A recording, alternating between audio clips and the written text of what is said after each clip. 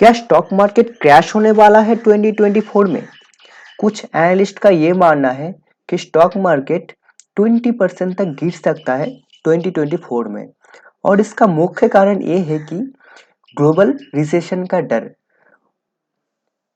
देखिए, कुछ एनालिस्ट का ये मानना है कि the UK and Japan both are technically in a recession after suffering 2 consecutive quarters of negative growth.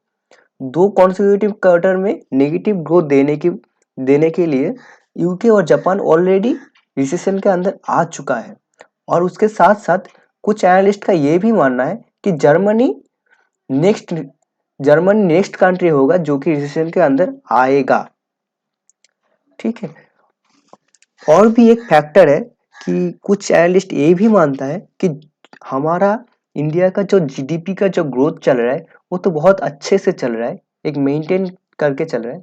लेकिन अगर उसमें कोई भी एक नेगेटिव इम्पैक्ट आता है तो वो हमारे स्टॉक मार्केट को बहुत ही ज़्यादा नेगेटिवली इम्पैक्ट कर सकता है। ठीक है, तो चलिए ये तो हो गया है सम एनालिस्ट का सोच। चलिए हम टेक्निकल एनालिसिस से देखते हैं कि क्या पॉसिबल है मार्केट में। तो देखिए, ये निफ्टी 500 इंडेक्स का चार्ट है।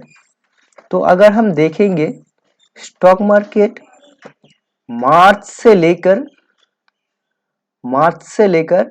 2023 मार्च से लेकर 2024 मार्च तक ऑलरेडी 43.80% ग्रोथ दे चुका है, जो कि एक बहुत ही बड़ा नंबर होता है विदाउट एनी टेकिंग पॉज। इसका मतलब क्या है कि अगर किसी भी इंडेक्स को, मेजर इंडेक्स को अगर बहुत ही ज़्यादा एक बड़ा अपमूव देना है तो उसको कई जगह पे एक पॉज लेना चाहिए। जैसे कि अगर ये इस ऐसे जा रहा है तो ऐसे जा रहा है तो एक पॉज लेके लेके ऊपर जाना चाहिए। ठीक है, लेकिन यहाँ पर देखिए दोस्तों, CNX 500 जो कि हमारा इंडिया का इंडेक्स है वो यहाँ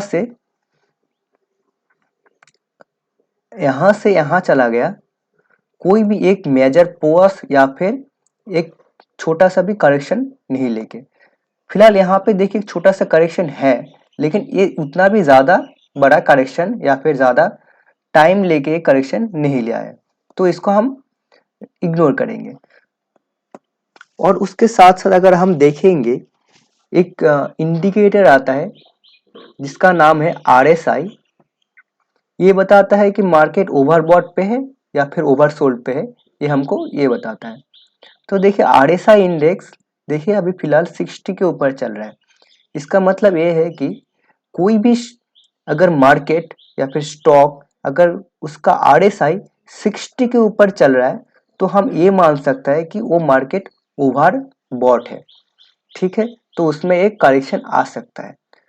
तो टेक्निकली हम ये बता सकते हैं कि एक करेक्शन तो आ सकता है, लेकिन वो क्रैश होएगा या फिर एक छोटा सा एक कंसोलिडेशन होगा, ये हम नहीं जानते। ठीक है, तो अगर करेक्शन आता है तो हम क्या करेंगे?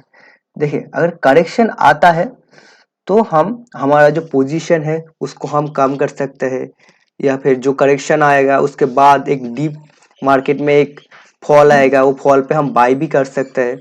ठीक है, तो मेरा ये एडवाइस रहेगा आपको कि अगर ये 50 डे मूविंग एवरेज है, अगर 50 डे मूविंग एवरेज को ब्रेक करके मार्केट नीचे जाता है तो आप एक थोड़ा सा एक कॉशियस हो जाओ मार्केट पे कि एक फॉल आ सकता है।